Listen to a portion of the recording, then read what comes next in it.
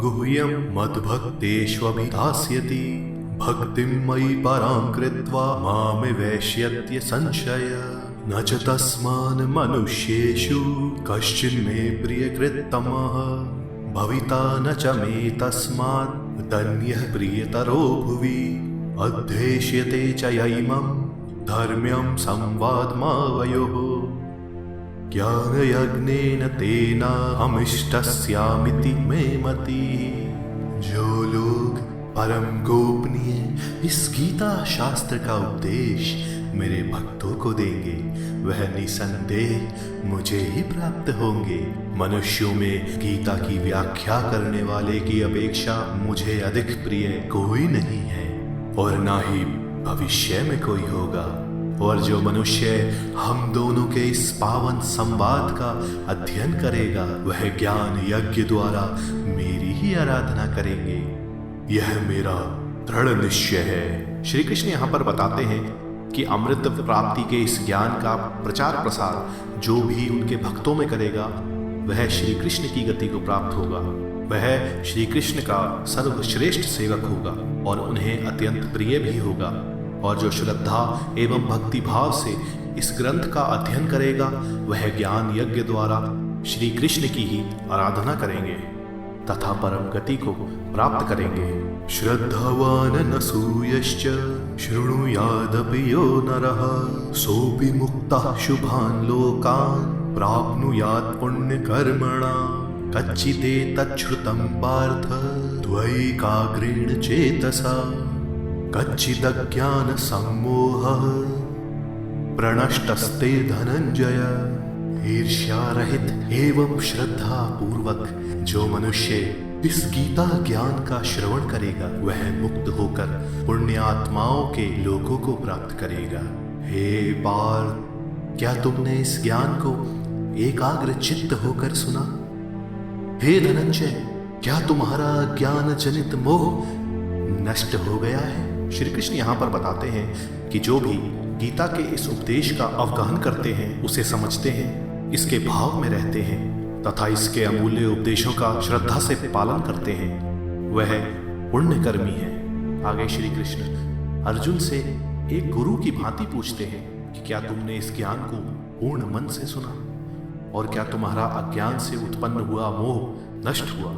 अर्जुन उवाच नष्टो मोहः स्मृतिर्लब्धा त्वत्प्रसादान्मयाच्युत स्थितोऽस्मि गतसन्देहः करिष्ये वचनं तव।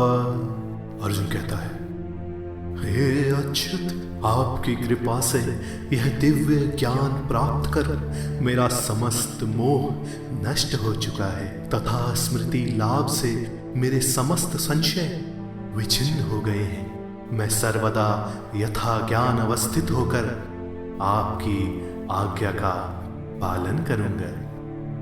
अर्जुन यहाँ श्री कृष्ण से कहता है कि उसने आत्मा की यथार्थ प्रकृति का ज्ञान प्राप्त कर लिया है तथा उसके सारे मोह व द्वंद्व नष्ट हो चुके हैं। हमारे जीवन के भी समस्त संशय, परेशानी, अनिश्चितता एवं दुख श्री कृष्ण के इस परम ज्ञान से दूर हो जाएंगे। बस हमें अपने आप को श्री कृष्ण का मानकर तथा श्री कृष्ण को अपना मानकर उनके निर्देशानुसार कार्य करना है और मुक्ति की ओर बढ़ते रहना है। संजय उवाच इत्यहं वासुदेवस्य पार्थस्य च महात्मनः संवादमिममश्रोषमद्भुतं रोमहर्षणं व्यासप्रसादात् श्रुतवान् एतत् गुह्यमहं परम् योगं योगे त्वरात् कृष्ण साक्षात् कथयता स्वयं राजन् संस्मृत्य संवादमिममद्भुतं केशवार्जुनयोः पुण्यं हृष्यामि च मुहुर्मुहुः। संजय कहते हैं, इस प्रकार मैंने वासुदेव श्री कृष्ण एवं अर्जुन का यह अद्भुत, अलौकिक, अत्यंत रोमांचकारी संवाद सुना। महर्षि व्यासदेव की कृपा से मैंने परम गोपनीय योगेश्वर श्री कृष्ण से साक्षात रूप में ये सुना। हे राजन, केशव एवं अर्जुन के इस अद्भुत पावन संवाद को पुनः पुनः स्मरण कर मैं आनंदित हो रहा हूं। संजय यहाँ धृतराष्ट्र से कहते हैं कि इस तरह महर्षि व्यास जी की कृपा से उन्होंने श्री कृष्ण एवं अर्जुन के बीच का यह कल्याणकारी संवाद प्रत्यक्ष रूप में सुना।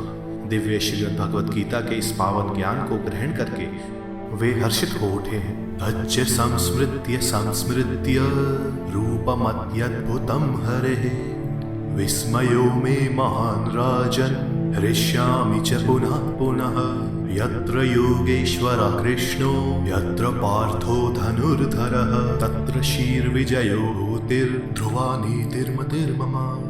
हे राजन, श्रीहरि के उस अत्यंत अद्भुत विराट स्वरूप को पुनः पुनः स्मरण करके मैं पुलकित हो रहा हूं। जहां योगेश्वर श्री कृष्ण है, जहां धनुर्धरी अर्जुन है, वहीं श्री विजय, ऐश्वर्य वृद्धि एवं न्याय परायणता विद्यमान है।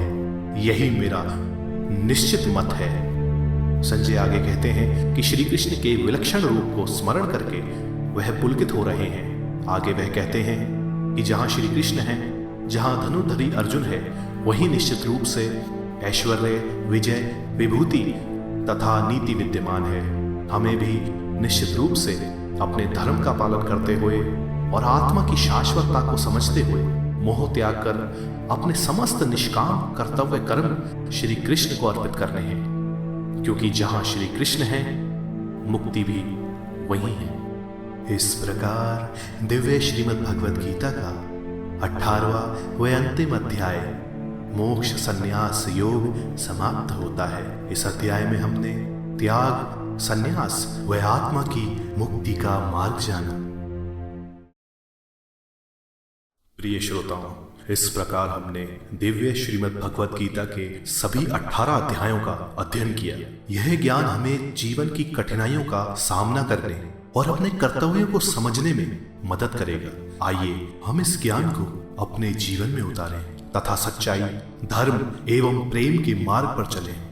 भगवद गीता केवल एक आध्यात्मिक ग्रंथ नहीं, बल्कि आत्मा की गहराइयों में उतरने का एक साधन है। इसे अपने हृदय में धारण करें और इसे अपने जीवन का हिस्सा बनाएं। जय श्री कृष्ण।